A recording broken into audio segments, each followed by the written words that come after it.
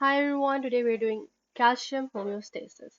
So first and foremost, a very important hormone called parathyroid hormone, which is released by our very own parathyroid glands. अब होता क्या है, ये हमारा trachea है, right? I mean, this is your neck, right? And this is your trachea. Now, on your trachea, you have this thyroid gland. Or thyroid gland के posterior view में, if you have a look, there are four bulb-like dots. These are basically your parathyroid glands. These parathyroid glands they also function as receptors क्योंकि ये detect करते हैं the blood calcium level और जैसे ही blood calcium level low होता है so that basically acts like a stimulus and this stimulus it causes the parathyroid glands to release parathyroid hormone. अब ये parathyroid hormone क्या करता है?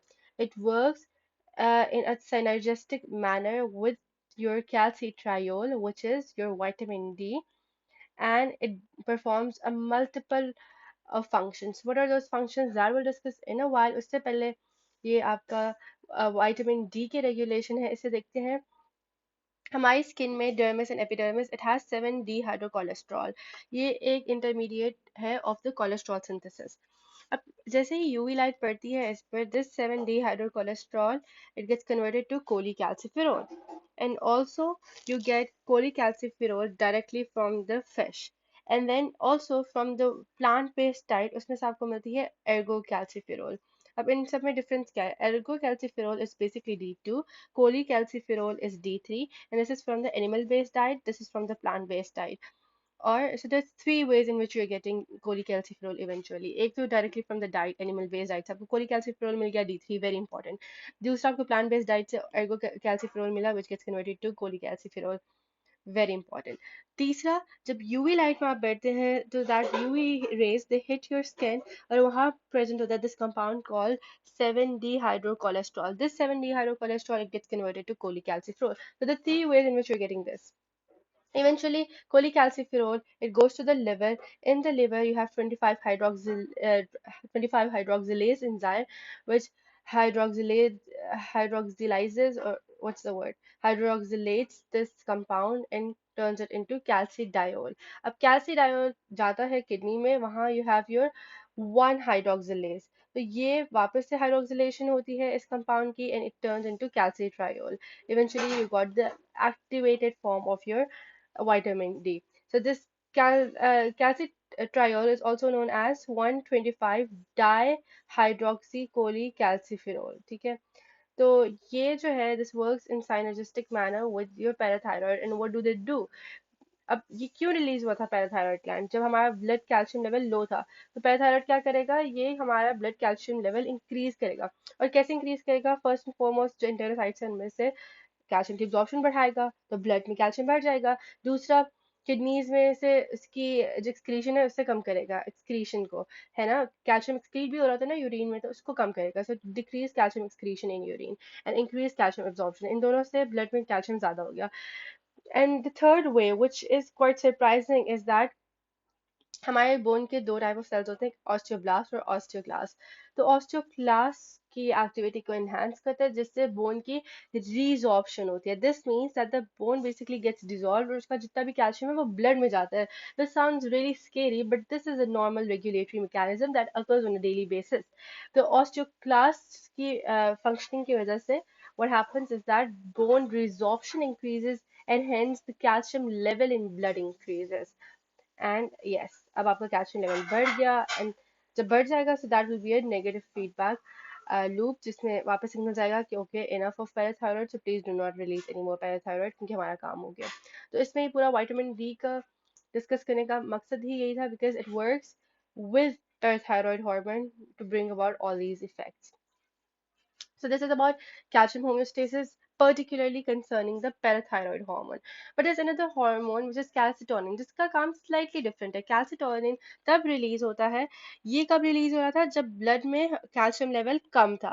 ये तब release होगा जब blood में calcium level ज़्यादा है. So what will this do? This will decrease the calcium. तो calcitonin नाम में calcitonin है, लेकिन ये decrease करेगा calcium को. ठीक है.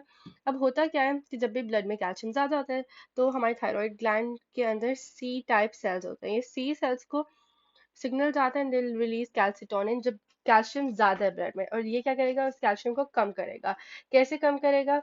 ब्लड में एक तो आपने कैल्शियम की रीअब्जॉर्प्शन को इनहिबिट कर देना है, so there'll be increased excretion in urine, quite opposite to this.